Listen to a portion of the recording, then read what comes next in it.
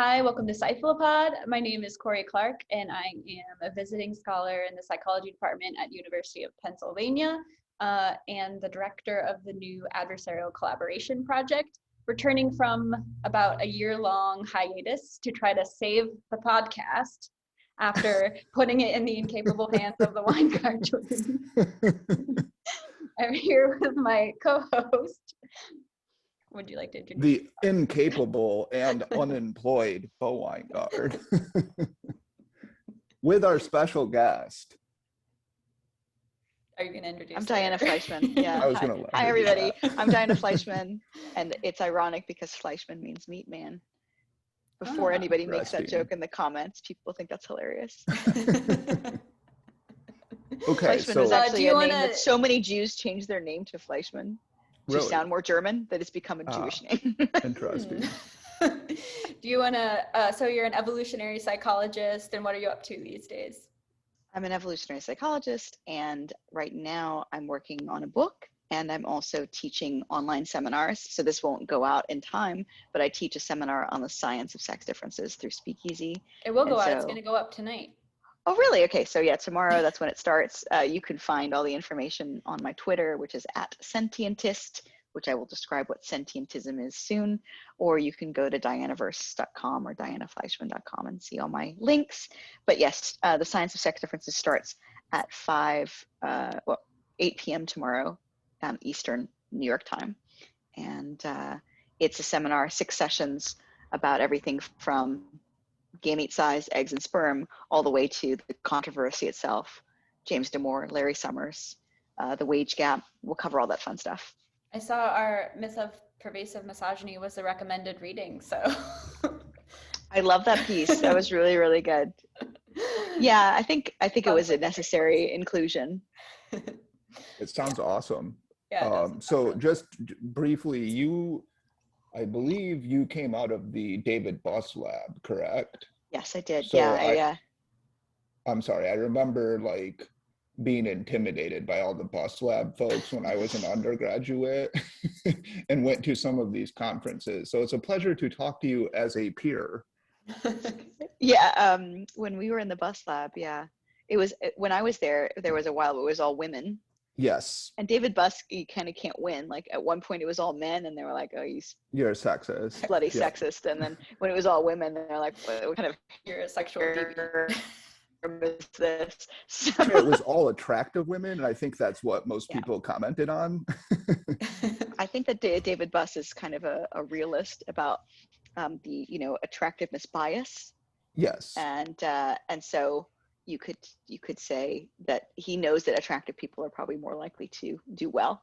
That's fair. Although in academia, I think there's less lookism than in other spheres. It's just as an aside, it's shocking to me how much lookism there is on the left, and they just see it's like completely no controversy about talking about how attractive people are, how good they look, or anything all the time.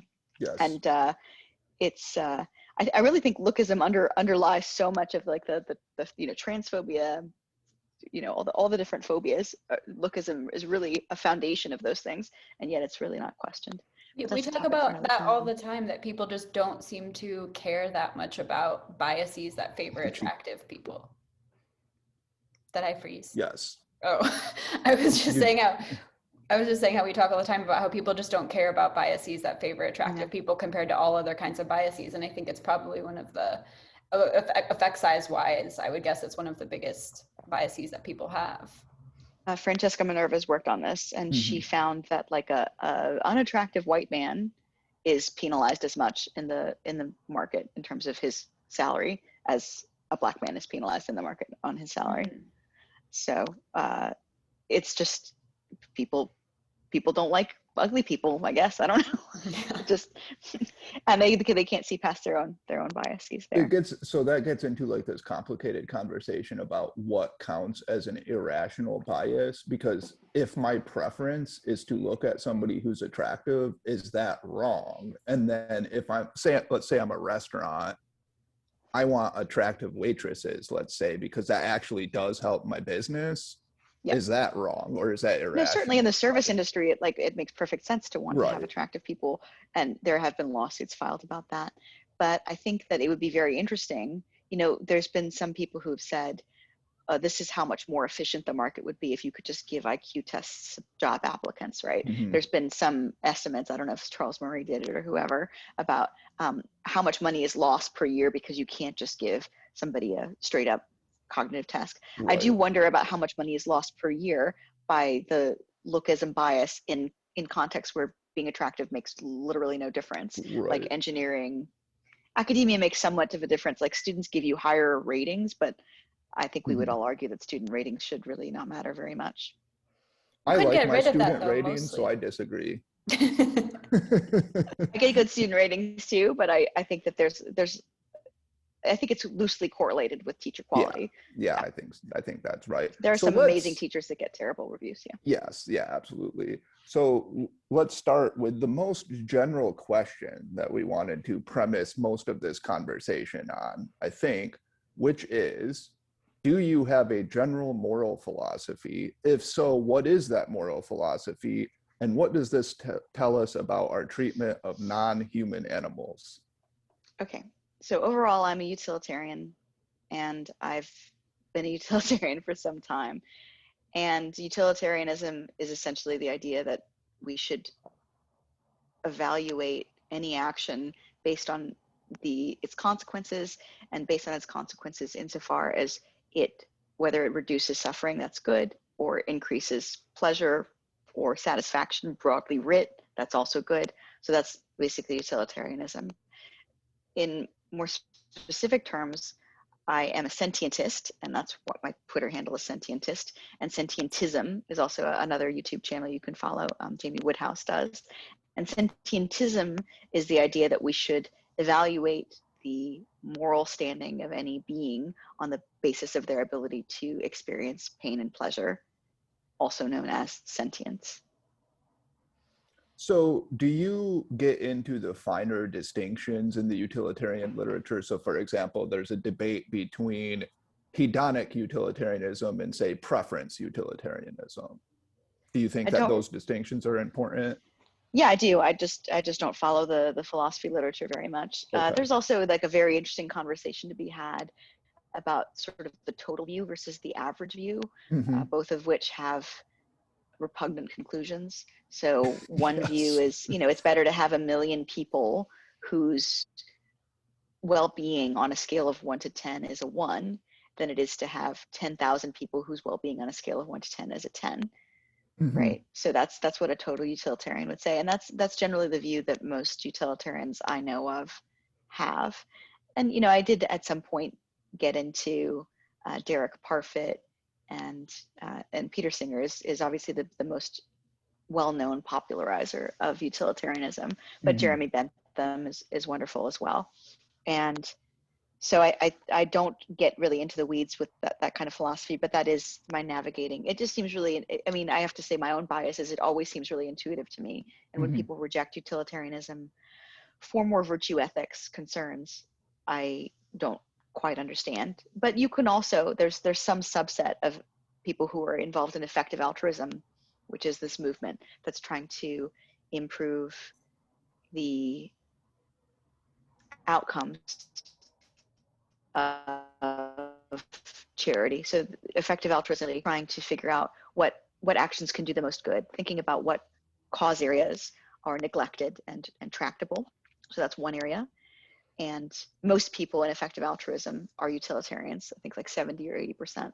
And most people who are in the quote effective animal activism sphere, like I am, people who are interested in trying to improve welfare of animals, as opposed to there's a whole other subset of people who are called abolitionists who want to abolish the ownership of animals entirely. Mm-hmm. And one of the most famous thinkers in this domain is somebody called Gary Francione.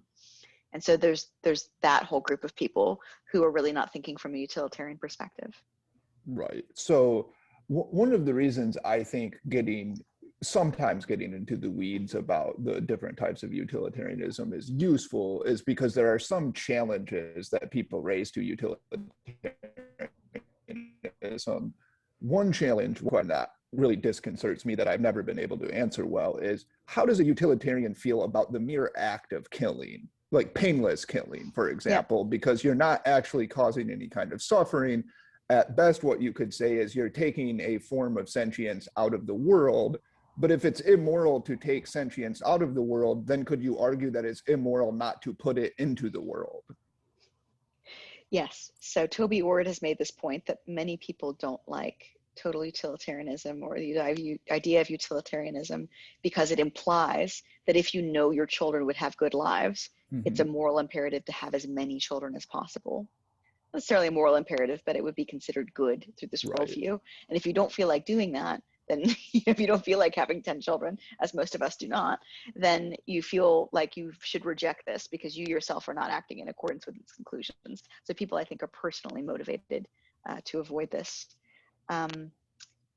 Sorry, what was the other point that you made? Well, so I think the act of killing is like this really complicated question, right? Because I always think about, you know, in Star Wars, they blow up Alderaan instantaneously with the Death Star and, you know, 1 million souls disappear instantly, right? And it's like, okay, is that wrong? And I could actually see a utilitarian saying, no, it's not wrong insofar as you didn't cause any suffering. And once the sentience is gone, it's gone. It's not even a zero, it's nothing in some sense. Right?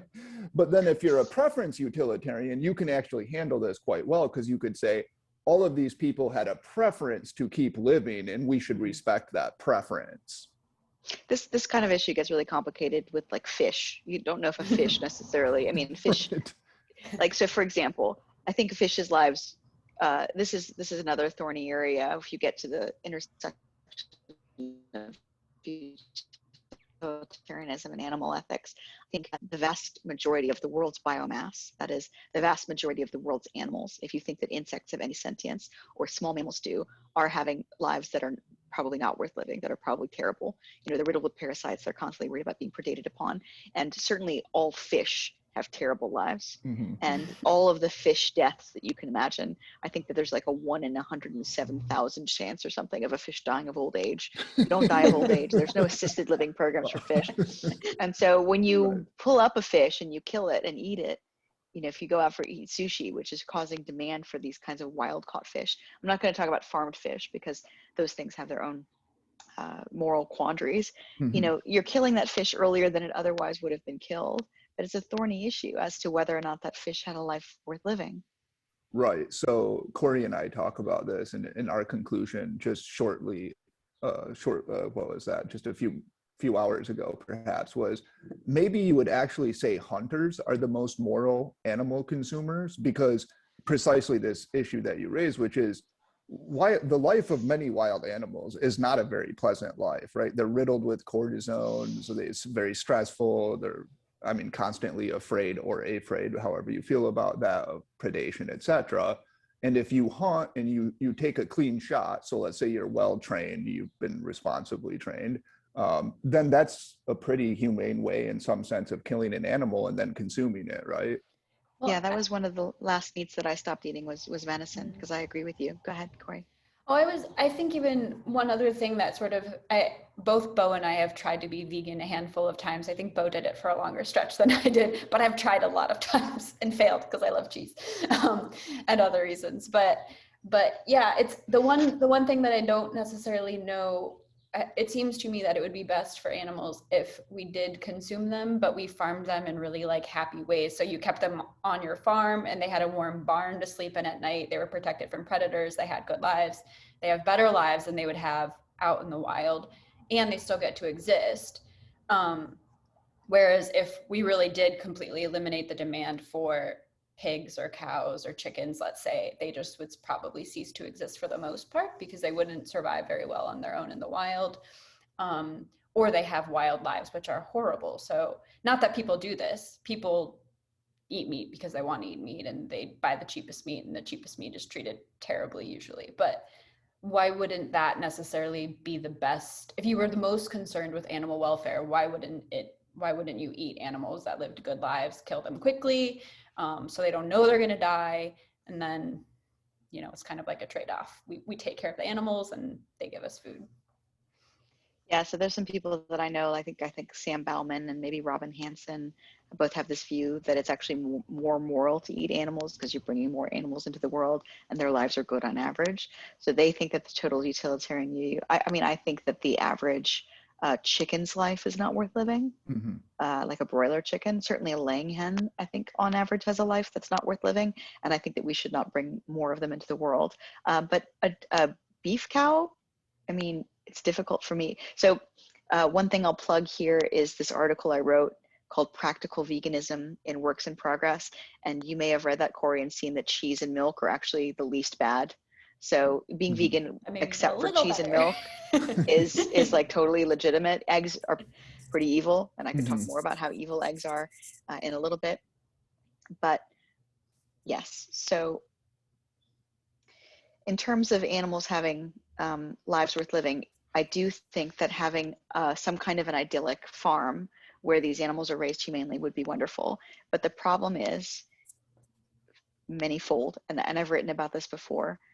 Animals have no voices. They cannot tell people if they're mistreated. They cannot leverage any status or moral standing that they have in order to damage your reputation. Therefore, the people who raise animals for food have no incentive to treat them better than they need to, given how often people are going to see them. And people who raise animals for food, yes, some of them say that they really love animals. I mean, my grandfather was a dairy farmer. He had some love for his cows, but he had to slaughter them when they stopped producing enough milk, and he had to slaughter all the calves every year and take them away to the butcher. So that's a very strange version of love. I don't think most people would say, I breed puppies. And I also think that, yeah, if you're going to talk about puppies or dogs, most people wouldn't say it's okay to bring a dog into the world. It has a happy life, and then euthanize it when it's 3 years old or 6 years old, because you want to have more room for other dogs, or you gave it 6 good years. And so that's a very difficult issue. And I don't think it's really possible, given human nature, for people to raise animals humanely on a large scale. Mhm. Certainly, I think if everybody in the United States ate meat once every 2 weeks, then it would possibly be possible. But really, I think that that clean meat would be a much better outcome, because it doesn't involve people and their complicated feelings towards animals. And you also think about, like, I know some people who've done undercover work on farms, and none of them have ever told me, oh, I had to go, shop around at a few different farms to find abuse. You always find abuse no matter where you are. And there's a lot of things that are totally allowed. Like, it's totally allowed to castrate piglets without anesthesia, and to cut their teeth without anesthesia. That's totally allowed within law. So yeah, I do have sympathy for the position that you could give animals good lives. I just don't think it's compatible with human nature, and certainly not compatible with human nature of farmers growing food on a really large scale. And Don't Let Me Go, which is this book, I can't remember I think some Japanese author, which is about a future in which they selectively breed people to donate all their organs. Mhm. So they're raised in these communal environments. They have quite a nice life. They live on, they actually, I think, live on farms. And then when they're in their early 20s, all their organs are harvested and they're killed. And they give many people's lives. This is the kind of repugnant conclusion that you could arrive at with this kind of calculus, this kind of moral calculus. Yeah, Only if you feel the need to be consistent, though, right? Yeah, why would you do that? I would. It's so complicated. It's awful. And actually, Don't Let Me Go, this novel, it's actually a great book and a movie I would like to plug. It's a really good movie with Keira Knightley and Carey Mulligan, I believe, and I was actually impressed with it. Many people aren't aware of it, and that's actually the or Don't Let Me Go, or whatever it is. I've only actually seen the movie. I've only read like 10 pages okay. of the book. Yeah. So that's the kind of argument that people often marshal against utilitarianism, right? It's like, well, if you could kill one person and take 5 organs and save 5 people, then wouldn't the utilitarian say it would be good to do that? One response to this is no, because if you lived in a world in which that was possible, it would decrease your utility, because you'd constantly be worried that you're going to get sick or put in a position in which they could kill you and take your organs. So if you had knowledge that would make life less worth living, do you find that pervasive? I'm sorry, I didn't understand. Okay, so imagine that we inhabit a world in which it's okay to kill somebody to take 5 organs from them to make 5 people, live 20 more years each or whatever. Yeah. And people will say, well, that's the utilitarian thing to do because it's 5 against 1. And one argument you could say is, yes, but if you lived in a world in which you constantly had to fear that somebody could kill you and take your organs, that would decrease your utility, right? You have like an O-type blood and you're like, well, yeah, exactly. It's done for me. They're just going to drain me completely. Yes, I do see what you're saying. So that is actually like a further utilitarian argument, that if you lived in such a society in which many people were afraid that they were going to be harvested in this way, right. that there are obviously ways to do this.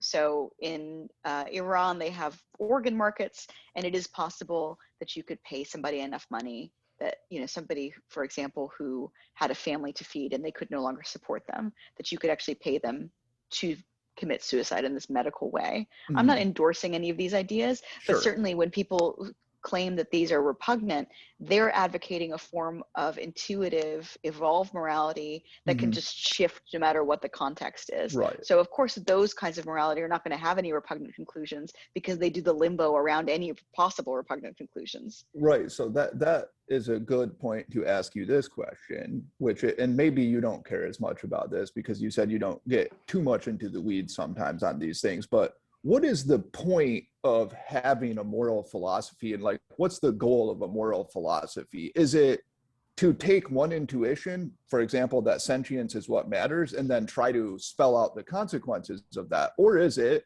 and this is what some people would argue that you were just, I think, criticizing, fairly or unfairly, is it just like, hey, we have a bunch of intuitions and they're not going to be consistent, and that so be it, right? There's just no way to make all of our moral intuitions consistent. And I suppose that's a kind of moral philosophy of its own.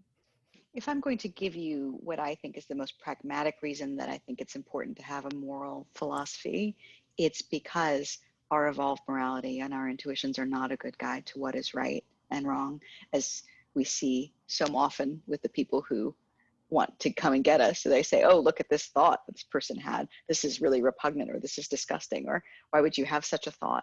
But when you actually have a moral philosophy that you try to stay consistent with, you realize when you are motivated against it for emotional or other reasons. Mm-hmm. And my mother, for example, this is an example of how she evolved. She said that she was never against gay marriage, but she was disgusted seeing men kiss. Mm-hmm. And then she said she watched enough of it so that she tried to become desensitized to this, because she had an identity as a person who was not homophobic, and she wanted to bring her emotions in congruence with that identity, because she realized it was rational to be, in favor or not against these kinds of relationships. And you can never come to realizations like that if you are entirely comfortable with the limbo of your intuitive morality. Yeah, that's a good point. So you could never, in some sense, have like a contradictory insight from reason, if you will. If you're just like, well, I have this moral intuition here and this moral intuition there, and I'm not even going to try to like make them consistent with each other. Now, a conservative might say that we should heed our intuitions because there's probably a reason. There may be a reason for them of which we are ignorant. Yeah, like a Chesterton's fence kind of idea. Yeah, exactly. Yeah. I mean, you could just say our intuitions are pretty good most of the time, and they're bad sometimes too. But like, do we even know that having a consistent moral philosophy would lead to better conclusions overall than kind of doing what feels right and what feels wrong? So doing what feels right and feels wrong only seems to work because everybody else is also in agreement with you about what feels right and feels wrong. If you were to evaluate it, there's this kind of philosophy thought experiment, which is called cause X. And there's this idea that we might all be doing something deeply morally wrong all the time, and we won't actually know about it for 100 years, something that we would never even consider because of the limitations of our evolved morality. Mm-hmm. Yeah, so but I mean, and this gets really abstruse philosophically, so we don't have to pursue it too much, but a great challenge, right, is what does it mean to say doing something really immoral or good, bad, good, evil, whatever? Because some people, and I'm one of them, I'm not actually a moral realist. So I think at the end of the day, morality is basically like aesthetic preferences. And like, yes, most humans share a lot of the same psychological machinery, so we can largely agree that it's wrong gratuitously to kill babies or to torture puppies or something. But I don't think there's any truth of the matter in these very complicated thought experiments. I don't think there's like actually something that's maybe the best thing. So it's difficult to make me feel moral disgust, Bo, but saying that you're not a moral realist is one way to do that. Well, I accomplished that then. Gold star. Yeah, I totally disagree, but I also think, like Leon Kass is this philosopher sort of who's talked about how we should adhere to the way, or we should pay attention to repugnance and think about the wisdom of repugnance. And I just think that if you were to follow that, people are happy to follow the wisdom of repugnance when it says, don't have sex with your brother, right, or don't eat a puppy, right? Mm-hmm. But if you follow the wisdom of repugnance about certainly everything, then like, for example, organ markets, that's a way that we follow the wisdom of repugnance. And in Japan, they only made actual organ donation legal, I think, in the 90s because of their specific views about, I think, the spirituality of organs. But you would say that's it's not rational to prevent people from possibly living because of these views about purity, for example. So yeah, I don't believe that in the wisdom of repugnance, and it seems like a way to rationalize virtually anything. Yeah, I think that's fair. I wonder, I mean, some people, and I suppose I'm one of them, get a little bit concerned about like abstract moral philosophies, in that, so like morality, of course, we would all agree, is very complicated. What it seems to me utilitarianism does is it takes one intuition, the intuition that what matters is sentience, and then it argues we need to make everything consistent with this intuition, right? And so if we think about particular cases, what we want to do is adjudicate them based on how do they accord with this one intuition. I have competing intuition, so I'll give you a thought experiment. So I have an intuition that if a doctor anesthetizes a woman, knocks her out, and then sexually fondles her. This is going here.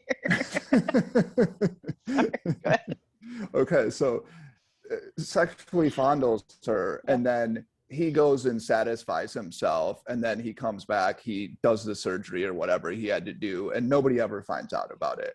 My intuition is very strongly that that's just wrong. It's wrong because it violates some principle of bodily autonomy. Yeah. Now, a utilitarian could look at that and say, you know what, we have to transcend the disgust that we feel.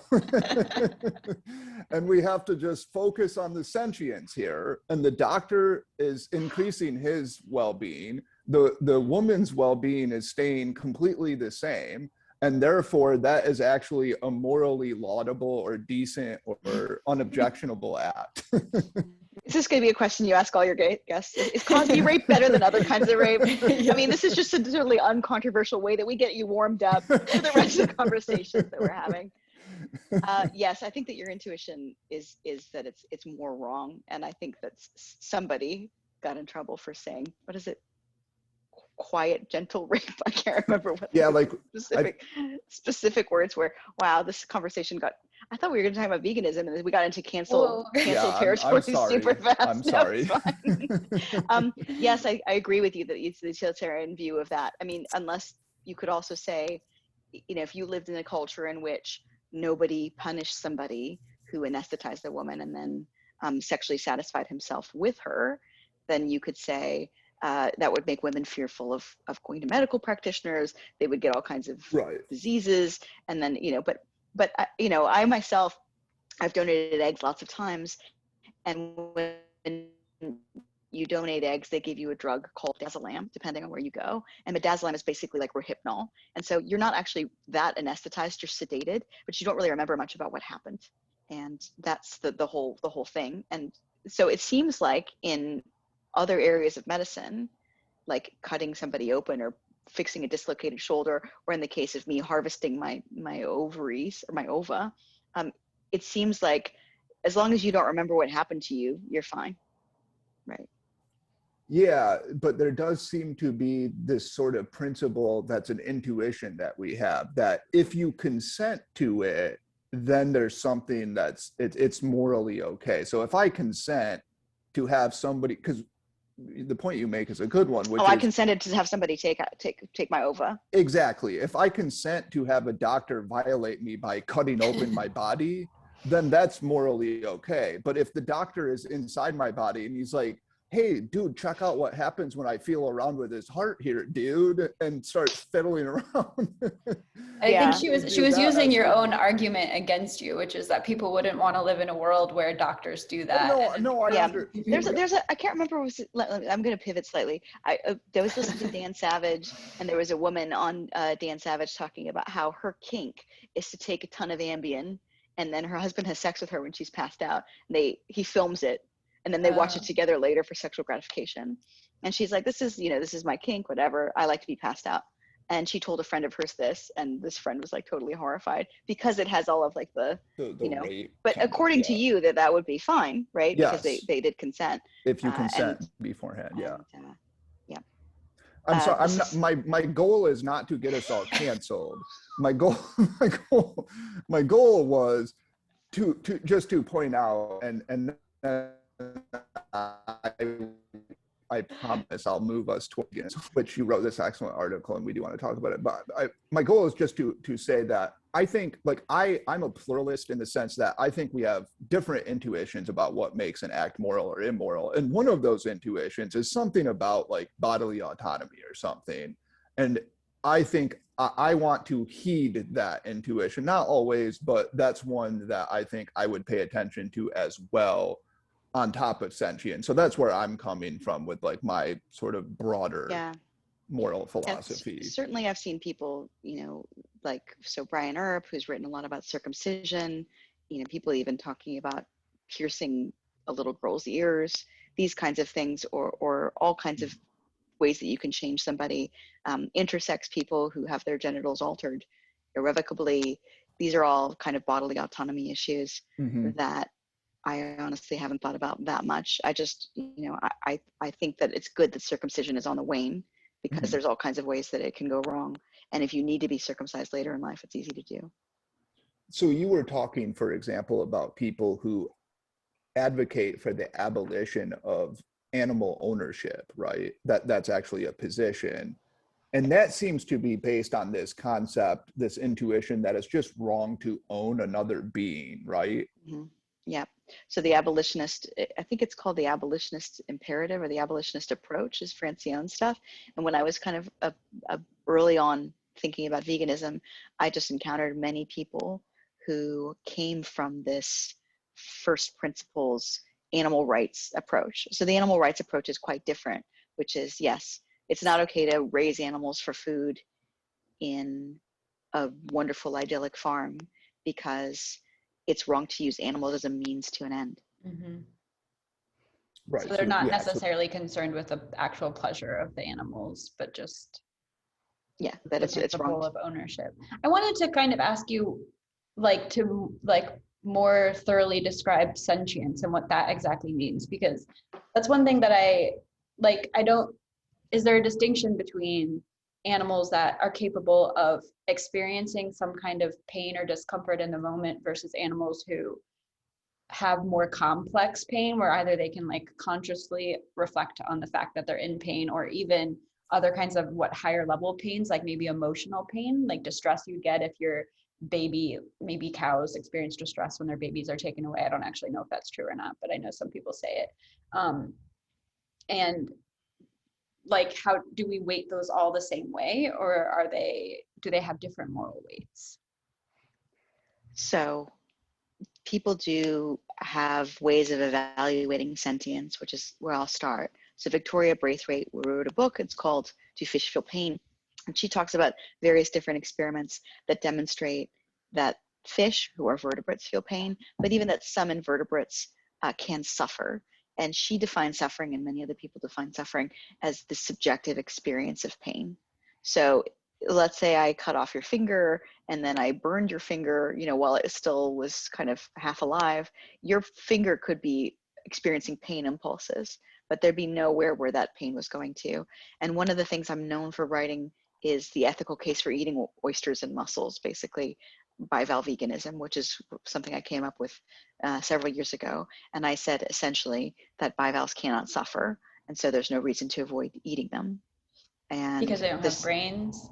Yeah, because they have no encephalization. They've got nowhere to process that. And they also, there's not really a lot of evidence that they change their behavior much in the face of pain. Although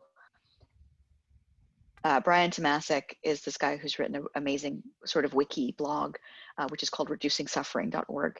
And he writes about everything from, he's contested my bivalve argument, but he also talks about whether the aggregate of all the non-player characters in video games all over the world might matter morally. I mean, a tiny amount, but it's a very interesting exposition. Wait, say that. Come again?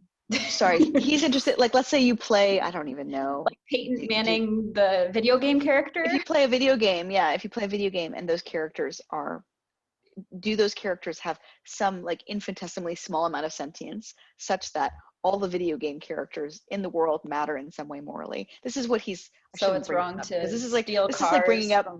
It's like when people bring up Peter Singer and they're like, oh, I don't know if I can curse on your podcast. Yes, you can. Okay. Oh, Peter Singer, the guy that says it's okay to fuck dogs. Like that's right, not what right. Peter Singer. That's just Peter Singer's like most extreme. Right. And so I'm also guilty of that, saying Brian Tomasek, Sure. He's the guy who thinks that video game characters matter morally. He does not think that. He just thinks it's an interesting thought experiment in which to evaluate sentience. So I'll just give you a couple of examples. There's this experiment they did with rainbow trout. They injected the rainbow trout's lips with either capsicum or with saline. And these trout are very neophobic. They don't like novel stimuli. And so what they did is they put a big colorful Lego tower in their tank. And they found that the ones that were in pain, those have been injected with capsicum versus the ones that were the control group, the saline ones, they did not avoid the tower as much. That is that they were distracted by the sensation in their lips. So that's a kind of way of operationalizing what's the subjective experience. Their attention was taken to some extent by the pain in their lips. Mm-hmm. Similar thing where they had hermit crabs, and hermit crabs evaluate shells on the basis of how hard and durable they are. A shell that has a lot of holes is not one that a hermit was crazy about. So they watch the insides of shells such that shocked the hermit crab, and they were much more likely to stay in a good shell that was shocking them than a bad shell that was shocking them. And so that shows that there's a trade-off that they're making between pain and shell quality, which demonstrates some also subjective experience of pain. Now, lots of people argue with me about these particular examples. I just think if you don't operationalize suffering in this way, how would you operationalize it?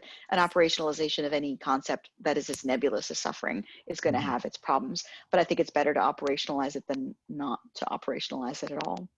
I mean, so you almost end up becoming a behaviorist sentientist, however you say that. That you can be reinforced or deterred by. Well, yeah. Well, no, because the behaviorists would say, like, we don't give a shit about conscious experience, right? That's not an important part of what we're doing in psychology, which should be functional, and we can operationalize this through functional behavior.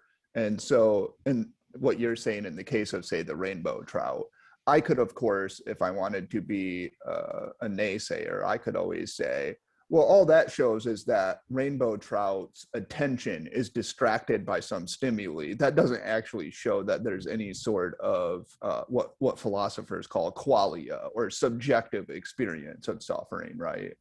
Yeah, and then that would be, it's so difficult to do these kinds of experiments anyway, and then you would be pushing the goalposts to some other place.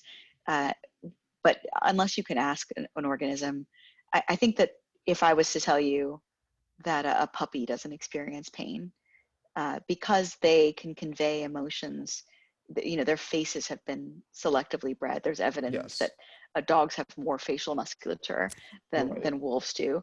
And so they can make a special plea to you because of their neoteny and because of those. And I think that's why we have thought that fish don't experience pain for so long, because they just don't speak to us. And so that's another point that I make in my practical veganism piece, which I did not name, which is that we think that vegetarians are better people, especially, and most vegetarians are people who also eat fish and chicken and eggs, because we think that somebody who hurts, so a self-described vegetarian, usually somebody who eats chicken, that somebody who eats birds is less immoral than somebody who eats cows, because we identify with cows more. They're mammals and they have bigger eyes and they just appeal more to our evolved sensibilities. Almost nobody would look at a fish or a chicken and have the same feelings of empathy as they would at a calf or a pig. Don't you think like the probability of other animals experiencing emotions that are similar to ours and experiencing suffering the way we do and in the way that we know it's unpleasant, it's more likely to be the case for mammals, right? So it could not, I'm saying it's probably used as a justification, but if you're thinking about the probability that an animal experiences some kind of suffering that we would think is morally bad and we would want to avoid, you know, causing suffering in those animals, it would be mammals at the top maybe, and then I don't know where birds and fish fit in. But I mean, there's a legitimate way to do this. It's like, okay, we're anchoring our ideas about suffering with ourselves because we know that we can suffer. We have our own subjective experience, so that makes sense to do. And thus, the closer animals are to us, you know, the more likely it is that they suffer. It also just happens to be that we feel more empathy towards animals who look more similar to us. Although people get upset about killing trees, like I remember this like staff meeting, the reason in academia, it's like ridiculous. It's like half an hour long conversation about like how much paper we were using, you know, and then we were about to go to the pub and everybody was going to eat chicken. I was like, you know, trees don't feel pain. I don't know if you guys do that. It's like a totally pointless conversation.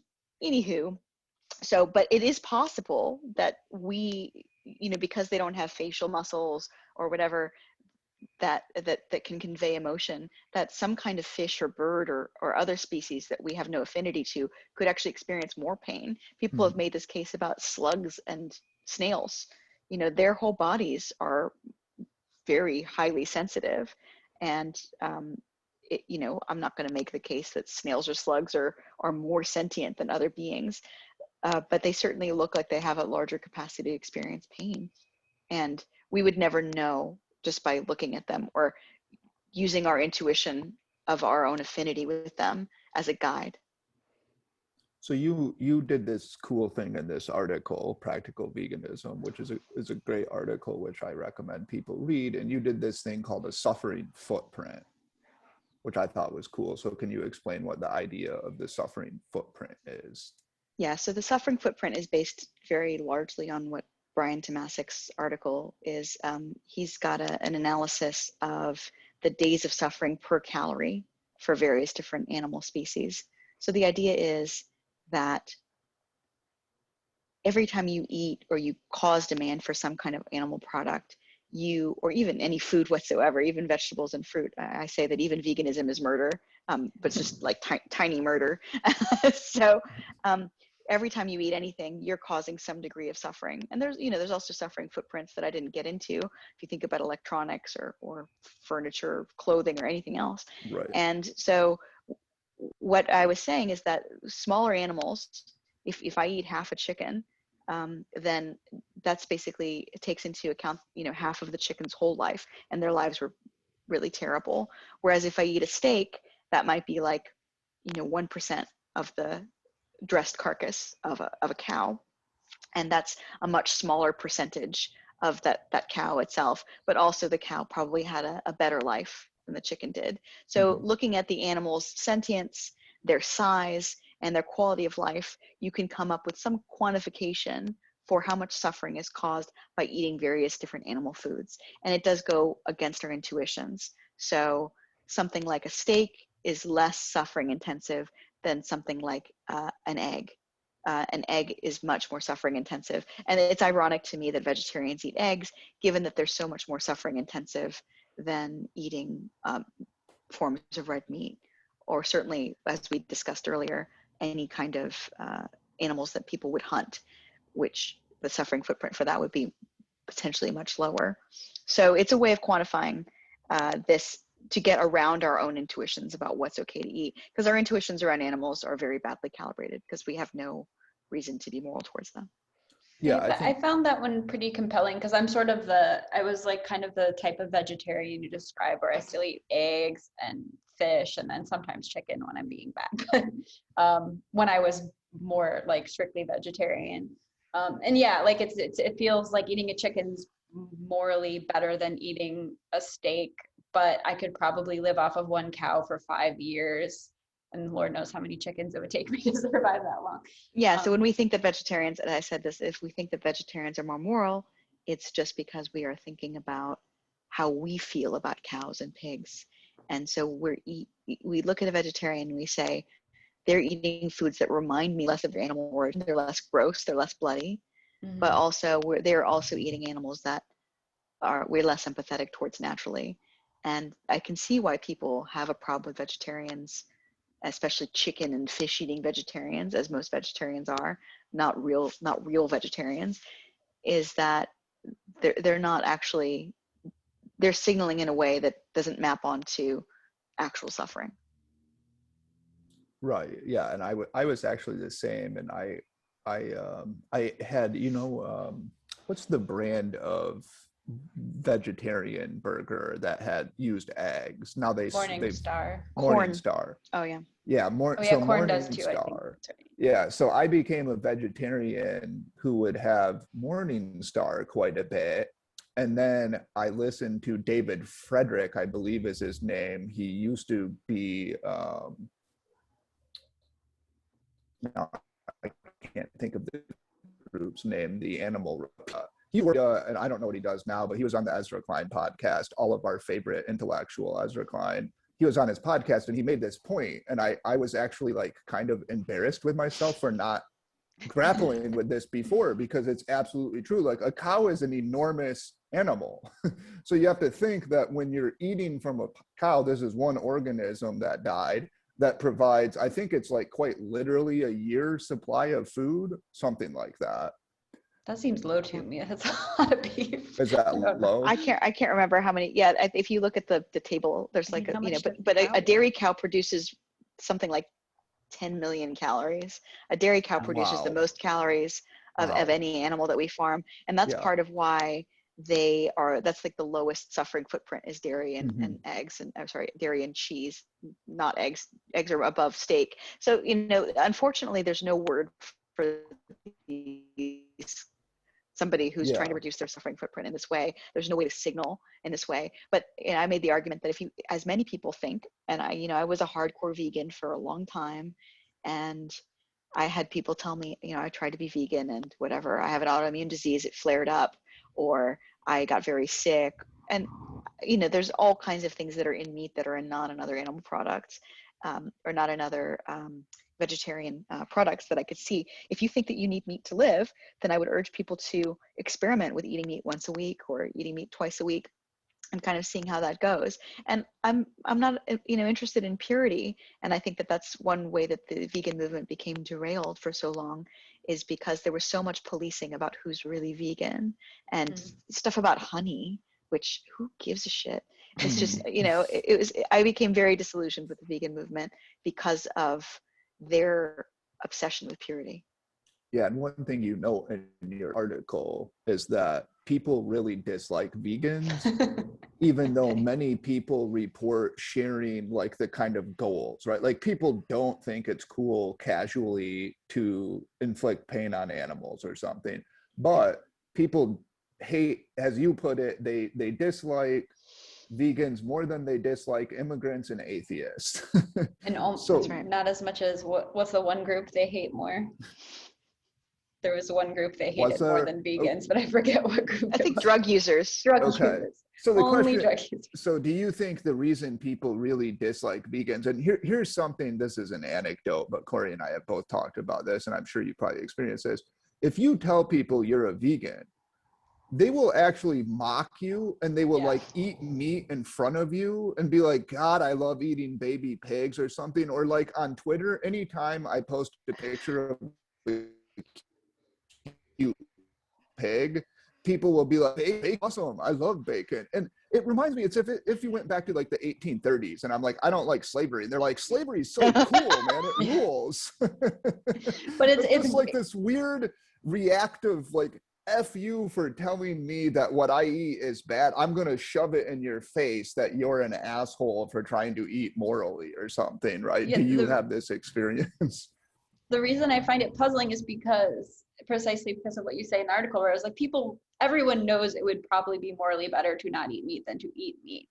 And so the fact that they feel the need to be sort of like to mock people who actually embrace the morality is just, it is bizarre to me. And yeah, I don't fully understand why people hate vegans so much.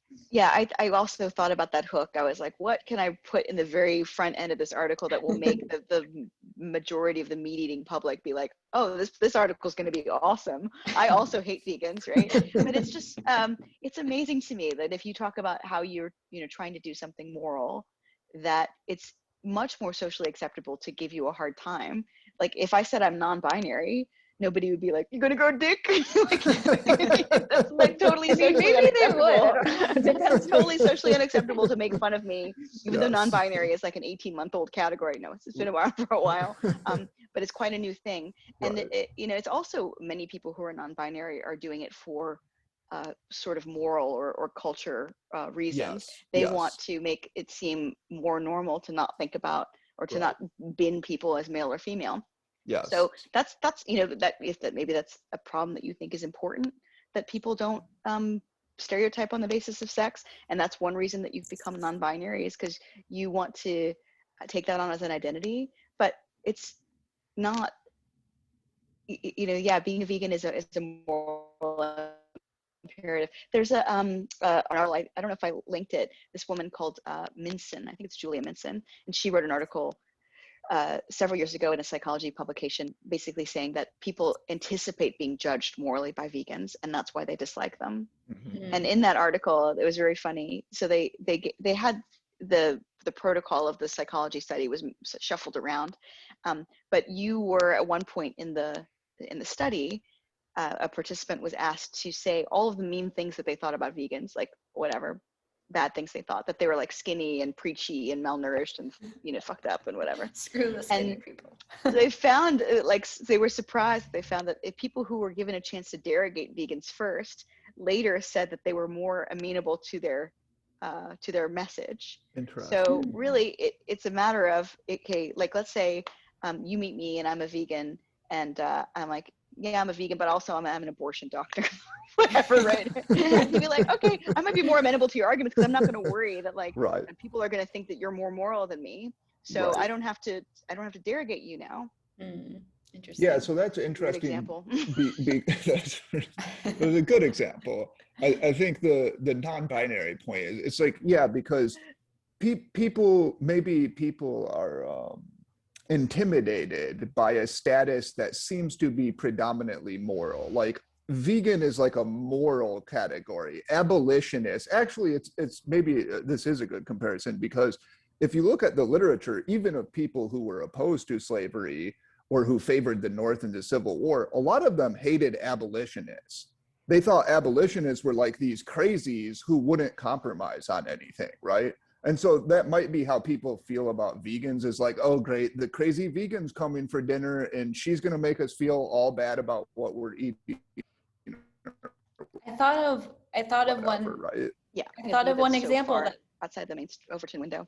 Oh, sorry. I was just saying that I think people treat non-drinkers the same way, right? They make fun of people who don't drink, and they think people who don't drink are like, people will say, never trust someone who doesn't drink. Like, but I don't know why. There's a multiple layers of that. So like they think that you might be more moral, that you might be judging them, but also people use alcohol as a way to affiliate. So you've made yourself not affiliatable. Right. And then also people often reveal like negative parts of themselves when they're drinking. And so you've also refused to tell a secret. It's kind of like if you're like, I'm a non-drinker, you're like, oh, I told you that I don't know, I killed my ex-husband or whatever. You won't tell me that you killed your ex-husband. Right. So, How are we going to bond over that? Really. Yeah. But in my experience, the people who persuaded me, and you're one of these people, I didn't really know you at the time, although I'm sure you would have, but the people who did persuade me the most were people who were vegans, but not preachy at all. And actually, I've been lucky enough that I've known a lot of those people who just showed me what it was like to live that way. And if I asked them, they would tell me about it, but they never preached to me about it. Now, I wonder, what do you think, you talk about this a bit in the article, what do you think would be the most effective approach to these issues if it's not, this purity obsession or whatever? I just think that clean meat is going to be revolutionary. What happened with abolitionism, there's a institute that I used to work for, or I was on the board, called Sentience Institute, and they did a study, a historical analysis of abolitionism and the boycott. So they had shops where you could buy goods that were not made with slavery in the supply chain, and they were poorly made. And right now, there's these vegan substitutes that people just don't like as much. And once everybody could get goods that were well produced, that didn't have slavery in the supply chain, once slavery was abolished, then it was very easy to become against slavery. And I think in the same way, once we can all eat meat that in many ways might be more delicious and safer than the meat that we eat currently, quote, off the hoof, once that's possible and people are enjoying it, it's cheaper and healthier, then it's going to make sense that people are just going to be much more judgmental about people who still eat meat that comes from live animals. When it's no longer costly to have a moral position, it's very easy to accept that moral position, right? Yes. And then the vegans will hate it because they'll have nothing to hold over other people's heads. I did it. Yeah, I did. This was like a long time ago, but when I did this vegan podcast I dated and I was engaged to an incredibly hardcore vegan, and we did this podcast called The Vegan Option. We did one about clean meat. And I said I would eat it right away. Like, I've always been pro clean meat. In fact, I was in China, for my honeymoon, and I offset. There was just no way that I was going to be in China, and everybody was trying to feed me meat constantly. So I just gave $500 to Vegan Outreach, and I ate meat for 2 weeks or whatever. It was fine. People always say that like it kills their stomach or something. Like, we evolved to eat meat. Like, there's no problem. I don't understand how that happened. So anyway, I did this debate sort of with this guy called Jordi Castamanana. And he was saying he would prefer the world to be vegan like 100 years later and never have any like clean meat in that interim period than to have a world in which everybody ate clean meat. And there's a lot of vegans who are against it. And Ian, who I was with at the time, said that he would not eat clean meat until it was out of patent and until all the animals that have been experimented on. I can't remember exactly what the whole thing was. And there's people like, on the more conspiracy edge of things. I found out recently that like James Lindsay is against clean meat. He thinks it's like one of the ways the New World Order is trying to, I don't know, do something terrible to us. So it makes sense that people are skeptical of it. I just hope that what happens, and this is another thing that Sentience Institute did, is they're trying to say, how can we avoid the pitfalls that genetically modified food got into, where people were unwilling to eat it and they became very skeptical of it? How can we avoid that with clean meat?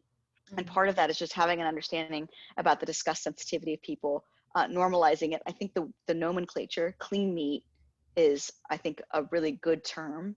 And, as much as people complain about calling it meat at all, it is meat.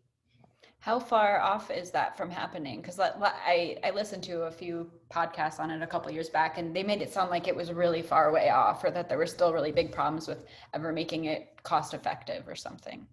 There's a restaurant in Israel called Chicken that only serves in vitro meat or clean meat chicken. It's free to go there. You just have to say how you like. So it's like a very long-term taste test experiment where people go there, that you eat the food and then you say exactly how you feel about it. They are rolling it out in various places. I think it'll probably be on the market I think they're being careful with how they roll it out on the market, but I think it'll be out on the market in probably a couple years. I don't know how long it's going to take to get cheaper than meat off the hoof or whatever little claws. meat from it's difficult to describe whatever meat from living animals who were killed in comparison to clean meat. You don't want to call it like real meat, because that is like right. fake meat. Yeah. So murder meat. There you go. Murder meat. So utilitarianism, it runs into many challenges or whatever. And one of the big questions or challenges with it is, should you treat all sentient creatures like basically equally morally, or is it perfectly acceptable to care more about family members or even your own species, right? Because some people would argue, well, I care more about humans than animals, and that's perfectly morally reasonable. What do you think about that?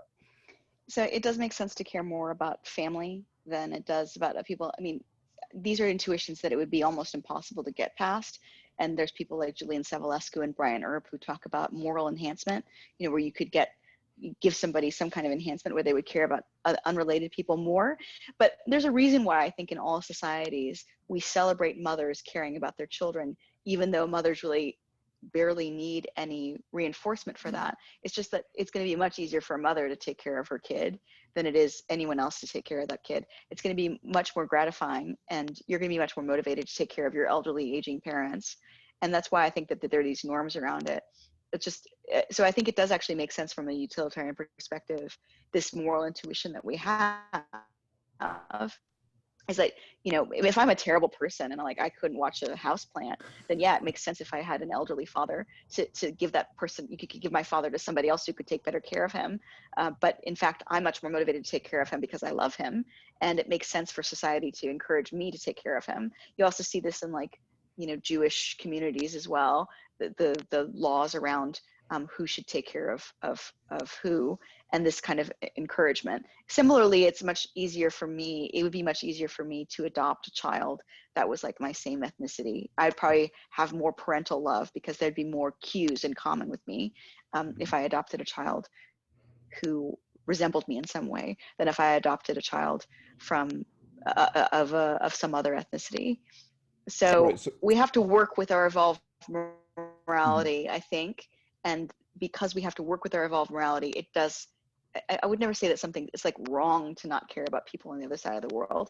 I would just say that it's you have to leverage some degree of evolved morality in order to do that. Basically, you could be like a utilitarian communitarian or localist, I suppose you would say, right? And this conflict between localism and universalism or whatever, and say you could care more about the local because it's defensible, but also what you have to do is best use human biases as they actually exist, right? Yeah, and people talk about, oh, you're a feminist. There's this kind of gotcha mentality. Oh, well, if you're a feminist, why are you fighting about whatever paid maternal leave? Why instead are you not trying to enable women to vote or drive or whatever women are not allowed to do in like the worst, most least progressive countries in the world? And there's good reason for that. You have no leverage in those places, and there's no way that you can affect change in those places. You can potentially support with donations people who are working from the inside, but there's only so many ways that you can improve a given society or parts of the world, and for many of those causes you need insider knowledge. So yes, there's a utilitarian case to be made for localism or communitarianism, for sure. Are you satisfied, Cory? Yeah, kind of. Bo and I debate this because he's more like, I totally agree with you on the family argument. Like, it makes sense that people are going to care more about their families anyway, so good luck trying to change that. But when it comes to caring about people in the country versus people in other countries, like, why would I care about someone in Arizona who I'm never going to meet? I don't even know they exist actually in the first place, versus somebody somewhere in Africa. Then it gets trickier for me, and I don't know that I should have a moral preference for an Arizonan over Arizonan. I think it's Arizonan. This is another area where yeah, sorry. Oh, this is another area where it gets difficult. Like future people future people have no Yes. voice. And so I did this exercise at an effective altruism summit thing where I was making eye contact with somebody, and they said, you make eye contact with this person. This is a person that you know and love. And then you move around, make eye contact with this person. This is a person on the other side of the world who has thoughts, desires, motivations like you do. And then a third person, this is a person in the future who would like to exist and who would like to have a good life. And that exercise made me care about future people in a way that I did not before, because it leveraged a real singular person in front of me making eye contact with me example. And I did not care at all. Like all of the people who were trying to reduce existential risk, it didn't seem nearly as important to me as people who exist today, because I wasn't thinking about future people in that tangible way with empathy that I did during this exercise. Yeah, future people, I might be inconsistent there because I think I probably don't care about future people as much. It also depends a lot on like who you imagine future people are. I don't have kids, so I'm like, I like my nieces. I think academics either they think about children that they know, their own children. Sometimes I think people care more about. They also think about like undergrads, like all the future generations are just like the whiniest undergrads that come to your office, not like the best undergrads that you have. If you think about like the best students in your class, you're like, okay, cool, that's future generations. So it really depends a lot on who you are thinking about. The universe is paved with what kinds of consciousness. Okay, so I think we'll be happy to end it there. We have solved every incredibly complicated moral dilemma via utilitarianism, but I want to thank you so much, Diana, for joining us. It's been a pleasure. Thanks very much. Thank you, guys. Okay. Okay, so we'll edit that.